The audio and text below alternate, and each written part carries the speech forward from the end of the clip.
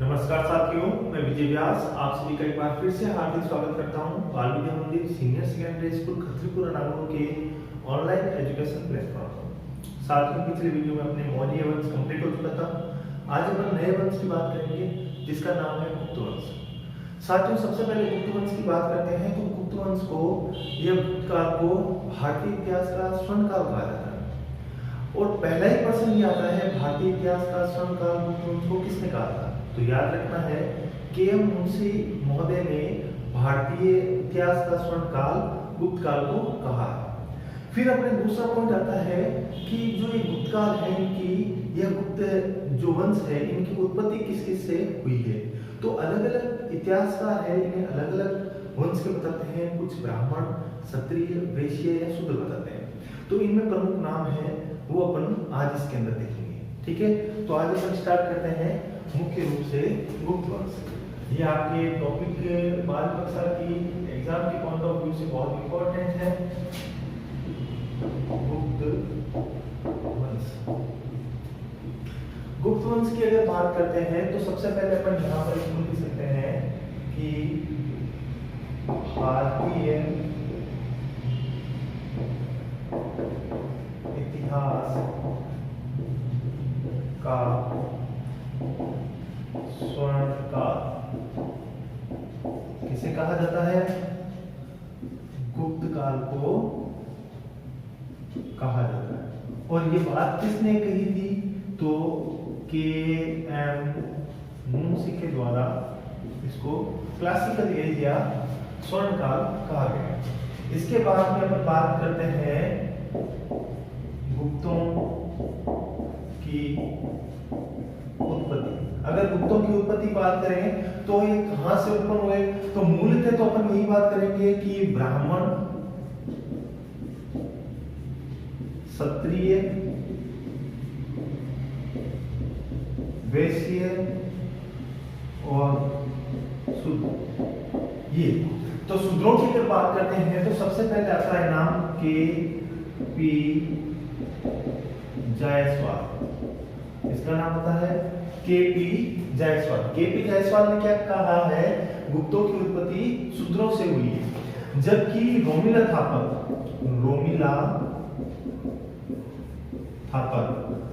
थापर ने क्या कहा है कि गुप्तों की उत्पत्ति कहां से हुई है?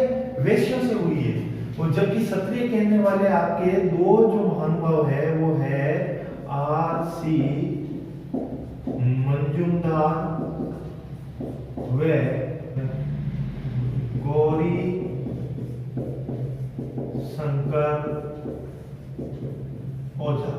शंकर ओझा व आर.सी. मंजुमदार क्या कहते हैं कि गुप्त वंश की उत्पत्ति क्षत्रियों से हुई है। लेकिन ब्राह्मण बताने वाले जो शख्स है वो है हेमचंद्र राय चौधरी। ये बहुत इंपॉर्टेंट है क्योंकि सर्वाधिक मत यही कहता है कि इनकी उत्पत्ति ब्राह्मणों से हुई है। हेमचंद्र राय चौधरी, ये भी अपने को याद रखना है। हालांकि अपनी किताब के अंदर नहीं दे रखा है फिर भी आप इसको ध्यान रखोगे। कॉम्पिटिशन एग्जाम में इनके बहुत अच्छे प्रश्न बनते हैं। इसके बाद में अपन गुप्तों के वंश के बारे में, क्योंकि इसमें जो गुप्त साम्राज्य है इसके अलावा गुप्त साम्राज्य की स्थापना कैसे हुई, इसकी आर्थिक स्थिति कैसी है, इनकी वास्तविक स्थिति क्या थी और इस काल के अंदर इनकी सांस्कृतिक उपलब्धियां क्या थी, ये अपन इस पार्ट के अंदर पढ़ेंगे। तो सबसे पहले आते हैं इनकी वंशावली के ऊपर। वंशावली के ऊपर आने से पहले अपन यहाँ पर बात करते हैं कि इनकी जानकारी अपने को कहां से प्राप्त होती है। जानकारी और आपकी किताब के अनुसार, अब मैं आपके जो ये लिखा रहा हूँ वो आपकी किताब के अंदर दे रखा है, वही बात लिखा रहा हूँ। इनकी जानकारी के प्रमुख स्रोतों को अपन लेते हैं पुराण। तो पुराणों के अंदर इनकी जानकारी मिलती है कौन कौन से? एक तो वायु पुराण, मूल सबसे ज्यादा जानकारी आपको वायु पुराण से मिलेगी, और दूसरा है विष्णु पुराण, और तीसरा है आपके भागवत पुराण। आपकी जो किताब है उसके अंदर मुख्यतः पुराणों का ही जिक्र आ रखा है, इसलिए अपन केवल पुराणों की बात करेंगे। वायु पुराण, विष्णु पुराण और भागवत पुराण से इनकी जानकारी प्राप्त होती है। अन्य स्रोत और भी है, जैसे जैसे अपन अध्याय आगे चलता जाएगा वैसे वैसे अपन बताते जाएंगे। लेकिन आपको एक और बात ध्यान रखनी है यहाँ पर जो आपके विष्णु पुराण है, इससे आपके गुप्तों के साथ साथ मौर्य वंश की भी जानकारी मिलती है। मौर्य वंश की जानकारी का प्रमुख स्रोत है। जब अपन बात कर रहे हैं पुराणों की, तो विष्णु पुराण के अंदर मौर्यों की भी जानकारी मिलती है और गुप्तों की भी जानकारी अपने को मिलती है। इसी के साथ में एक और पुराण मिलता है अपने को, मत्स्य पुराण। कौन सा पुराण मिलता है अपने को? मत्स्य पुराण। इसमें किसकी जानकारी मिलती है? सातवाहन वंश की, सातवाहन वंश की जानकारी मिलती है। तो बात आ जाए सातवाहन वंश की जानकारी अपने को कहां से प्राप्त होती है? मत्स्य पुराण से। मौर्य वंश की जानकारी कहां से प्राप्त होती है? विष्णु पुराण से। और गुप्त वंश की जानकारी कहां से प्राप्त होती है? तो मूलतः वायु पुराण से, और अन्य पुराणों के अंदर कहें तो विष्णु पुराण और भागवत पुराण। तो एक बार मैं वापस रिवाइज कर देता हूं। गुप्त वंश भारतीय इतिहास का स्वर्ण काल कहलाता है। स्वर्ण काल किसने कहा था? के.एम. मुंशी ने कहा था। इनकी उत्पत्ति कहां से मानी जाती है? ब्राह्मणों से।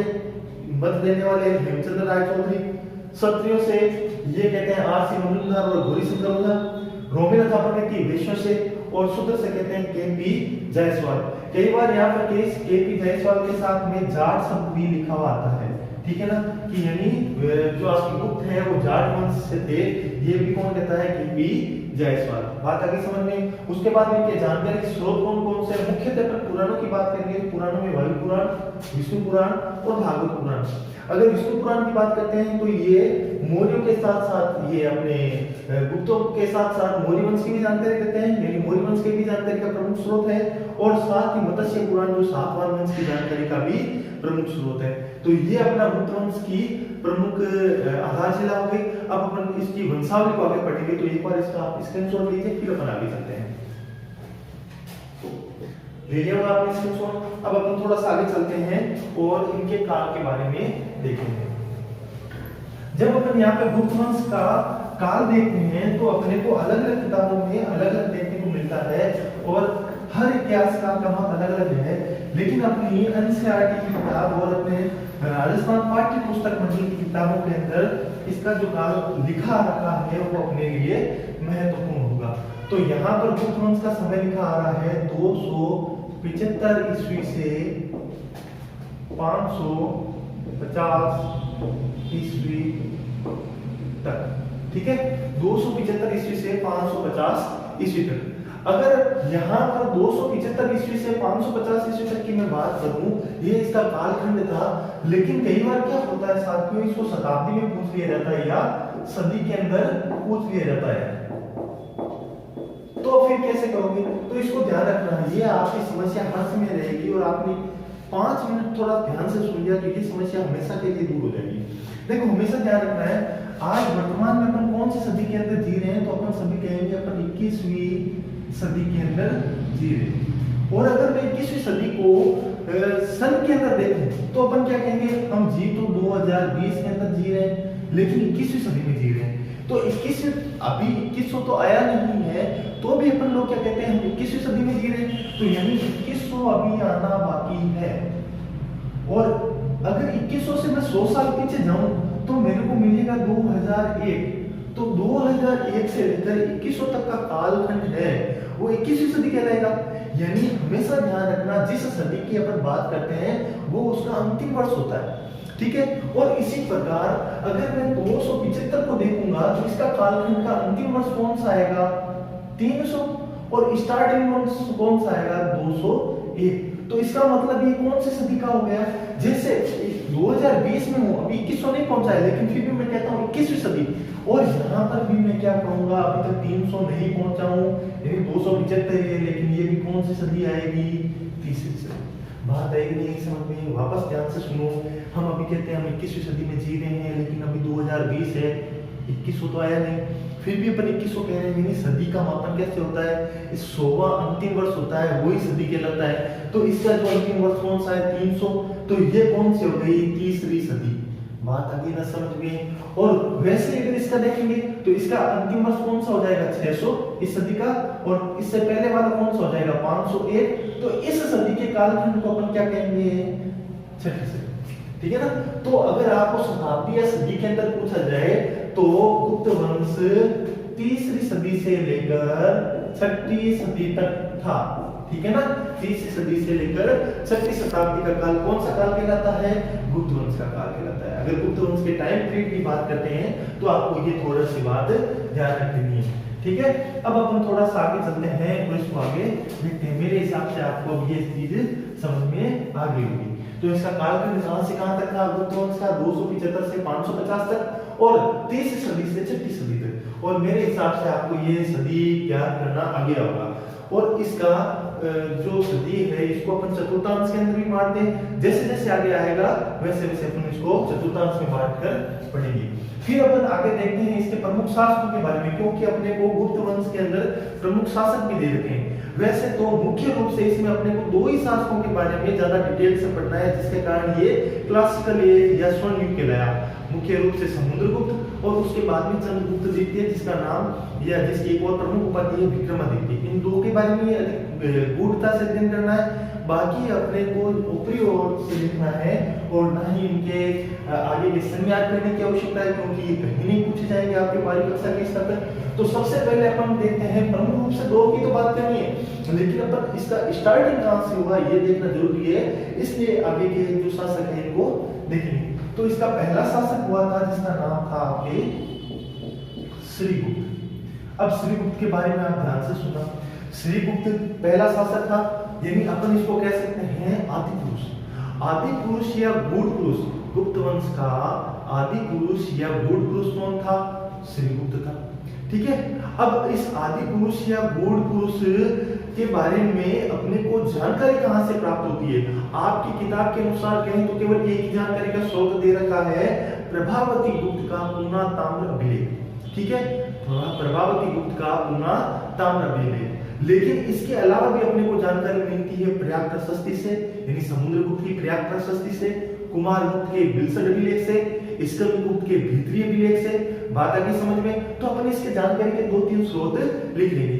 फिर अपने ये बात आती है, क्या ये राजा बन गया था? नहीं, ये राजा नहीं था, इसकी उपाधि थी महाराज। और ये कुषाणों के सामंत हुआ करते थे, क्योंकि कुषाणों के सामंत तात्कालीन काल में जो कुषाणों के सामंत थे वो स्वयं को महाराज उपाधि से सुशोभित किया करते थे। तो महाराज उपाधि के कारण अपन इनको कहते हैं कि ये कुषाणों के सामंत थे। तो दो तीन बात अपन लिखेंगे यहाँ पर। सबसे पहले गुप्त वंश का आदि या गूढ़ पुरुष। ठीक है, यानी प्राथमिक पुरुष गुप्त वंश की स्थापना करने वाला कौन था? ही है। तो इसके बारे में एक और लाइन लिख सकते हैं, गुप्त वंश के संस्थापक।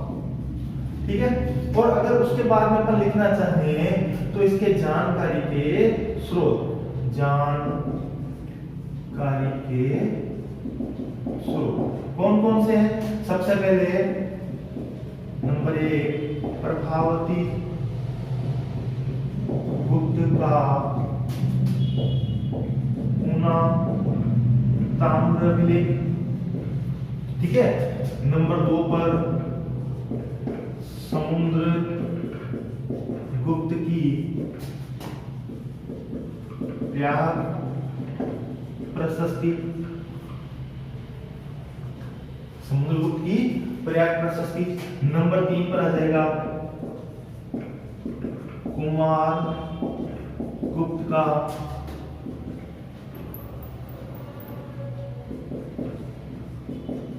बिलसड अभिलेख। और नंबर 4 पर आप याद कर लेना एक स्कंदगुप्त का भीतरी अभिलेख। अच्छा, इसके अलावा एक यात्रा वृत्तांत भी याद कर देना। एक चीनी यात्री था इस सिंह यहां लिख देते हैं, चीनी यात्री। ठीक है, इसका क्या हो गया? यात्रा वृत्तांत। इस यात्रा वृत्तांत में भी इसकी जानकारी के प्रमुख स्रोत मिलते हैं। ठीक है ना। उसके बाद में अपन इसकी बात कर लेते हैं उपाधि की। इसकी उपाधि क्या थी? इसकी उपाधि थी महाराज। गुप्त वंश का पहला शासक जिसने महाराज की उपाधि धारण की। बताओ कौन है? श्रीगुप्त। ठीक है ना, गुप्त वंश का पहला शासक जिसने महाराज की उपाधि धारण की कौन था? श्रीगुप्त था। महाराज मूलतः क्या थे? महाराज तत्कालीन समय में कुषाण के सामंत होते थे ना, वो क्या लगाते थे? महाराज की उपाधि, महाराज की उपाधि धारण करते थे। अब जब महाराज की उपाधि वो धारण करते थे, इसीलिए अपन ने इसको क्या कहा है, ये जो थे वो गुप्त वंश के शासक जरूर थे, लेकिन ये किसके सामंत थे? कुषाण के सामंत हुआ करते थे। किसके सामंत थे? कुषाण के सामंत थे। इसके बाद में अगले जो शासक आता है घटोत्कच, नंबर 2 पर आता है घटोत्कच। कई स्थानों पर आपको अन्य किताबों में आपको घटोत्कच भी मिलेगा। तो घटोत्कच और घटोत्कच एक ही, ठीक है ना। कई स्थानों पर घटोत्कच, जैसे आपकी किताब के अंदर घटोत्कच आया हुआ है, कुछ किताबों में मैंने देखा है उसमें घटोत्कच भी लिखा हुआ है, तो दोनों एक ही, कंफ्यूज मत होना। तो घटोत्कच या घटोत्कच के बारे में क्या है, इसकी भी जानकारी अपने को मूल रूप से अपने को प्रभावती गुप्त के पुनःताम्रभिलेख में मिलती है। तो जानकारी का स्रोत यहाँ पे लिख देता हूँ, प्रभावती गुप्त के पुनः ताम्र अभिलेख। ठीक है ना। इस अभिलेख में प्रभावती गुप्त ने क्या लिखा है कि जो घटोत्कच है ये गुप्त वंश के प्रथम शासक थे। गुप्त वंश के प्रथम शासक थे। किसको बारे में लिखा है? घटोत्कच के बारे में। ठीक है ना। बाकी इनकी कोई जानकारी का इतना इनके बारे में इतनी कुछ है नहीं जानकारी, बस यही है प्रभावती गुप्त के पुनः ताम्र अभिलेख है और ये गुप्त वंश के दूसरे शासक है। और एक और महत्वपूर्ण इनके बारे में है, इन्होंने भी महाराज की उपाधि धारण की। ठीक है ना, इन्होंने भी महाराज की उपाधि धारण की। तो महाराज शब्द से अपन ये फिर कह सकते हैं ये कुषाण के सामंत थे। एक बार वापस रिवाइज कर देता हूँ। गुप्त वंश समय 275 से 550, उसके बाद में सदी की बात करेंगे तो 30वीं से 6वीं सदी, और श्रीगुप्त इनके संस्थापक थे, आदि पुरुष थे, गूढ़ पुरुष थे।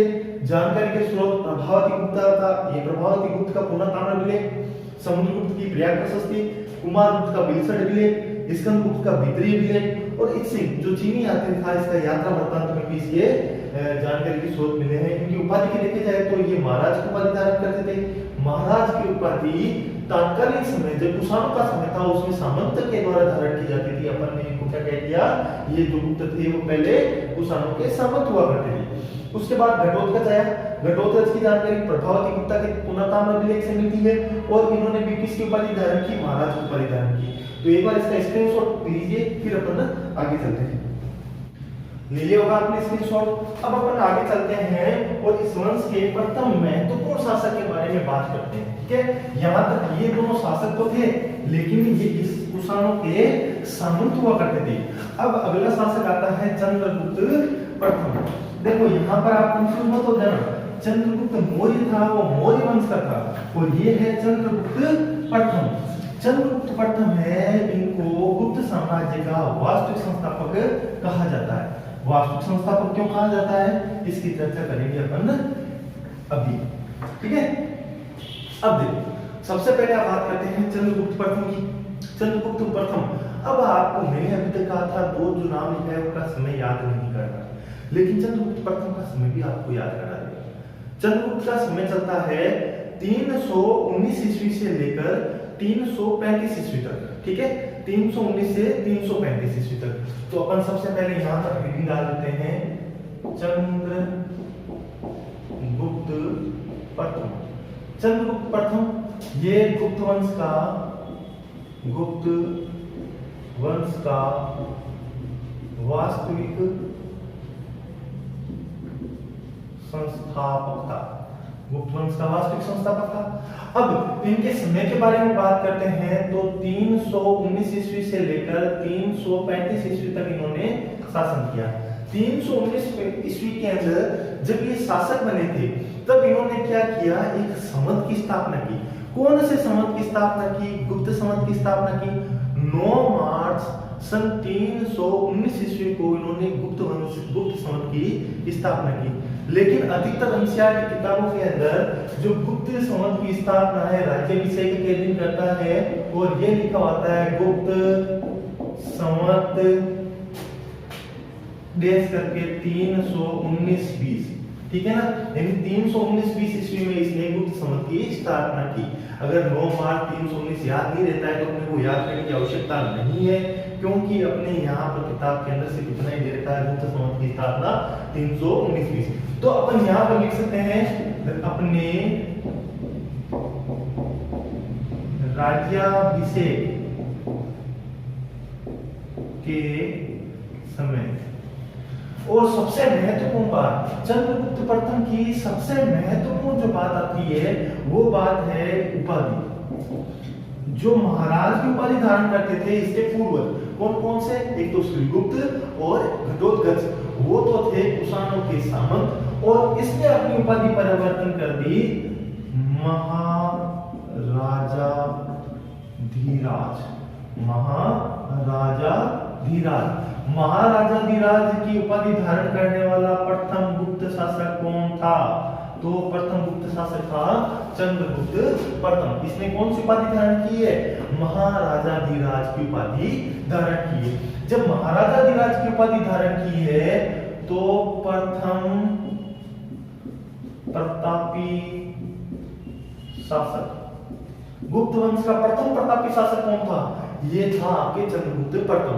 कैसे? क्योंकि उसने महाराजा धीराज की उपाधि धारण की।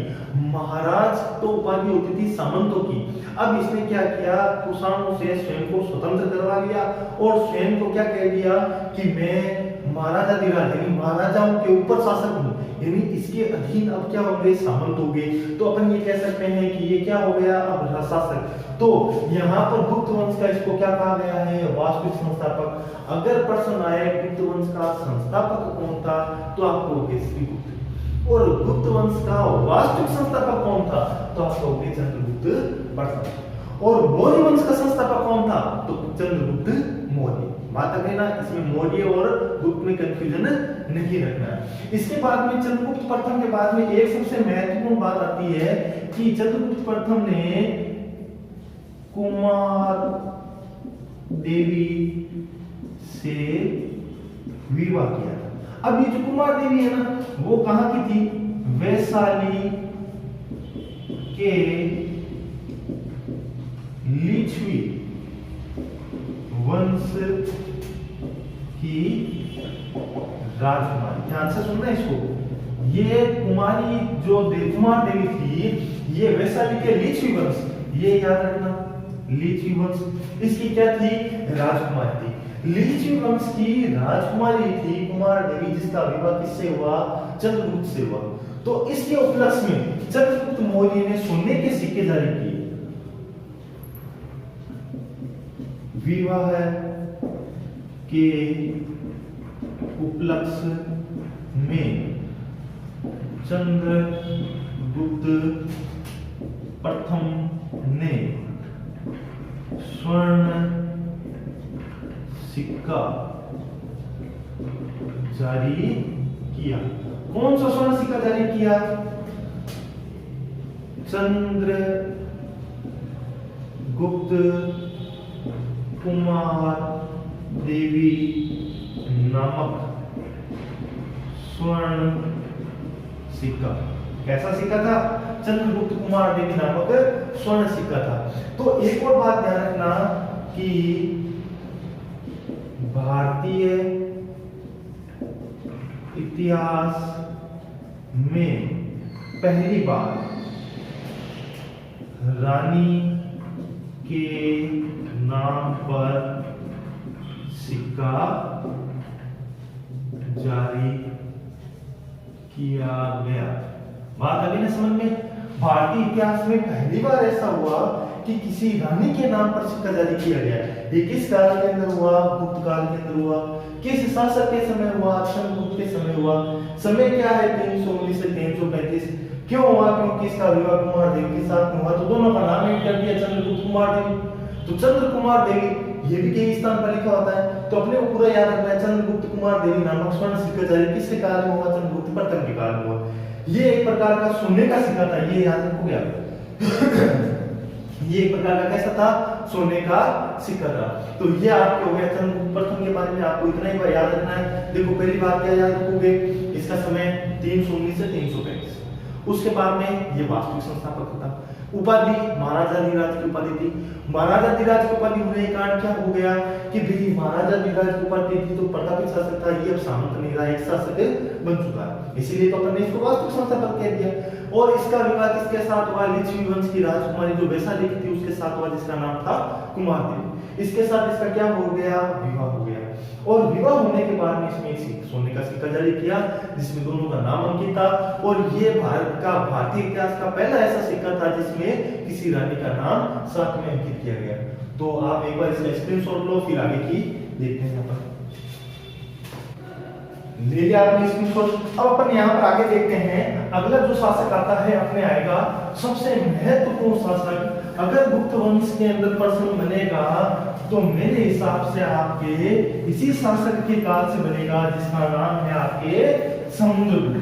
समुद्रगुप्त बहुत ही प्रतापी शासक था और गुप्त वंश का अपन ये कह सकते हैं सर्वाधिक विस्तार करने वाला शासक था, वो था आपके समुद्रगुप्त। अगर समुद्रगुप्त के समय को देखें, समुद्रगुप्त को समय के देखने के लिए अपन ने इससे पिछले वाले चंद्रगुप्त प्रथम के बारे में देखेंगे। चंद्रगुप्त प्रथम का काल खत्म होता है 335 ईस्वी। कहा जाता है चंद्रगुप्त प्रथम ने अपने ही समय में, यानी जब वो शासन कर रहा था तभी अपने पुत्र समुद्रगुप्त का राज्याभिषेक करवा देता है। तो 335 ईस्वी के अंदर समुद्रगुप्त का राज्याभिषेक हो जाता है। जब समुद्रगुप्त का राज्याभिषेक 335 ईस्वी में हो जाता है और इसका काल चलता है 375 ईस्वी तक, ठीक है। तो इसका कालक्रम क्या हो जाएगा, 335 से लेकर 375 ईस्वी तक। अब अपन बात करेंगे समुद्रगुप्त की जानकारी कहां से मिलती है। समुद्रगुप्त की जानकारी सबसे सर्वाधिक जानकारी मिलती है, वो मिलती है प्रयाग प्रशस्ति से। तो प्रयाग, पहले थोड़ी सी इसकी जानकारी लिख लेते हैं, फिर अपन देखते हैं आगे का भाग। तो नंबर आप अभी नहीं डालोगे आपके समुद्रगुप्त। समुद्रगुप्त का समय लिख लो। समुद्रगुप्त का समय हो जाएगा आपके 335 ईस्वी से लेकर 375 ईस्वी तक, ठीक है। ये हो गया आपके समुद्रगुप्त का समय। समुद्रगुप्त के समय के बाद में अपन यहाँ पर देखेंगे जो ये समुद्रगुप्त था, ये यहाँ पर इसके पिता हो गए चंद्रगुप्त प्रथम के दरबार में ही राज्याभिषेक। बात है कि नहीं, ये आपको समझ में, यानी इसके पिता ने अपने दरबार का मतलब क्या हो गया, जब ये शासक थे उसी समय इनका राज्याभिषेक करवा दिया। और इसके जानकारी का सबसे बड़ा स्रोत है प्रयाग प्रशस्ति। प्रयाग प्रशस्ति, ये प्रयाग प्रशस्ति। अब प्रयाग प्रशस्ति के बारे में थोड़ी सी अपन पहले बातें जान लेते हैं, उसके बाद में आगे का अध्ययन करते हैं। ये अपन ने बना दी प्रयाग प्रशस्ति, ठीक है, ये बना दी। लेकिन इस प्रयाग प्रशस्ति का इतिहास क्या रहा, एक बार अपन इसके इतिहास की चर्चा करते हैं। एक आपने अशोक का अभिलेख पढ़ा था, कौशाम्बी का अभिलेख, ठीक है ना, कौशाम्बी का अभिलेख। ये किसका अभिलेख था, अशोक का। ये किसका अभिलेख था, अशोक का, कौशाम्बी का अभिलेख। इस पर यहाँ पर क्या बना हुआ था, एक पशु का अंकन था, ठीक है। यहाँ पर चारों ऊपर की ओर पशु का अंकन था और यहाँ पर कमल का फूल बना रखा था।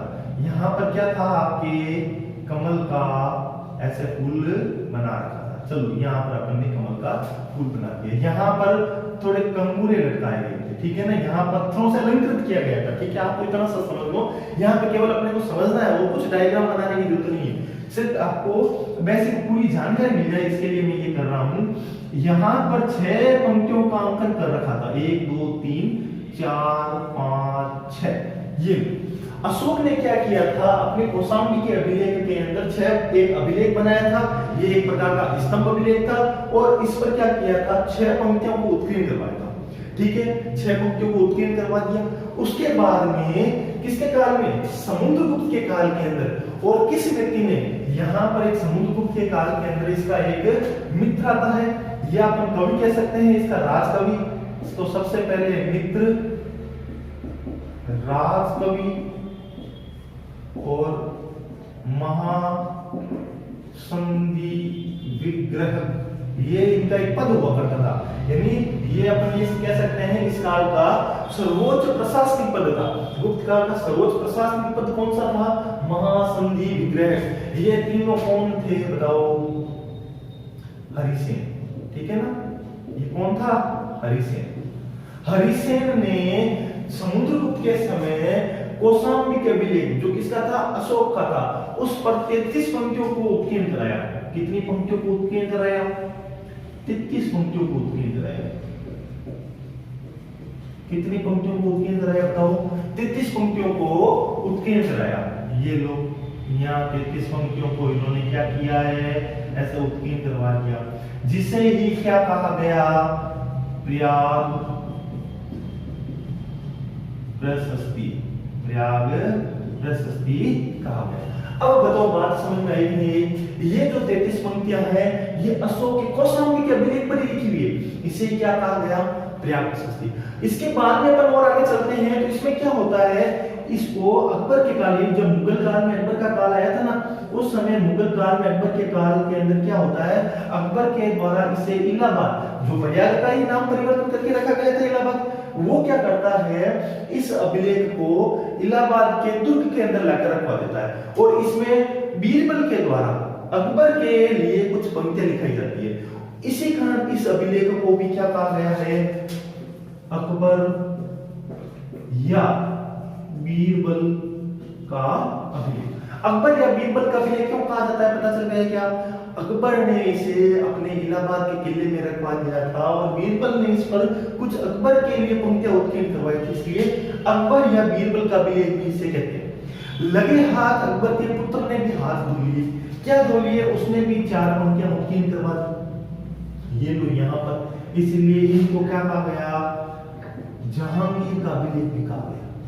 एक ही अभिलेख है, सबने अपना अपना कार्य कर दिया। अशोक की बात करेंगे तो कौशाम्बी का अभिलेख आएगा, समुद्रगुप्त की बात करेंगे तो प्रयाग प्रशस्ति आएगा, मुगल काल में अकबर की बात करेंगे तो अकबर का अभिलेख आएगा या बीरबल का अभिलेख, वो सेम ही है। और जहांगीर ने भी अपना अभिलेख यही बनवा रखा था। बात आ गई कि ये एक ही प्रकार का अभिलेख है और इसको सब जनों ने यूज किया। लेकिन अभी अपने को क्या पढ़ना है? अपनी प्रयाग प्रशस्ति। अपने प्रयाग प्रशस्ति में किसका उल्लेख आ रखा है? समुद्रगुप्त का उल्लेख आ रखा है। मूलतः समुद्रगुप्त के युद्ध विजय हुए थे, उनका उल्लेख आ रखा है। समुद्रगुप्त के युद्ध विजयों का उल्लेख कहां से मिलता है? प्रयाग प्रशस्ति से मिलता है। कुल 33 पंक्तियां थी। प्रत्येक पंक्ति का अपन जिक्र करेंगे, जो महत्वपूर्ण पंक्तियां है या अपन ये कह सकते हैं इसकी महत्वपूर्ण नीतियां हैं, इन सब का एक बार देखेंगे। लेकिन उससे पहले अपन देखते हैं जो ये 33 पंक्तियां लिखी थी, ये लिखी लेखक तो हरिसेन था, लेकिन इसके उत्कीर्णकर्ता कौन थे? इसके उत्कीर्णकर्ता, इसके उत्कीर्ण लेखक कहते हैं। लेखक तो ये लिखने वाले पत्र तो ये व्यक्ति था, लेकिन इन लेखकों को इस पत्र पर उत्कीर्ण किसने किया? ये इनका नाम था तिलबट। क्या नाम था? तिलबट। और अगर मैं इसकी भाषा कहूं तो इसकी भाषा थी आपके विशुद्ध संस्कृत। विशुद्ध संस्कृत बहुत अच्छा प्रश्न बनेगा। देखना आपके अगर वो प्रश्न बनेगा प्रयाग प्रशस्ति से बनेगा, क्योंकि जानकारी का बहुत इंपॉर्टेंट स्रोत है विशुद्ध संस्कृत। और अगर मैं लिपि की बात करूं तो लिपि हो जाएगी आपके ब्राह्मी लिपि। लिपि कौन सी आ जाएगी? लिपि वो हो जाएगी ब्राह्मी लिपि, ठीक है। और शैली की बात करूं तो ये कैसी शैली में बना है बताओ?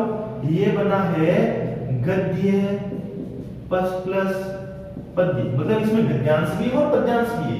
गद्यांश का मतलब होता है गद्य के रूप में, ठीक है ना, निबंध के रूप में। पद्यांश का मतलब होता है कविताओं के रूप में, ठीक है ना, दोहों के रूप में। तो अगर मिश्रित शैली होती है ना, जो गद्यांश और पद्यांश जैसी मिश्रित शैली होती है, उसे अपन क्या कहते हैं बताओ? चंपू शैली, ठीक है ना, उसे अपन क्या कहते हैं? चंपू शैली कहते हैं।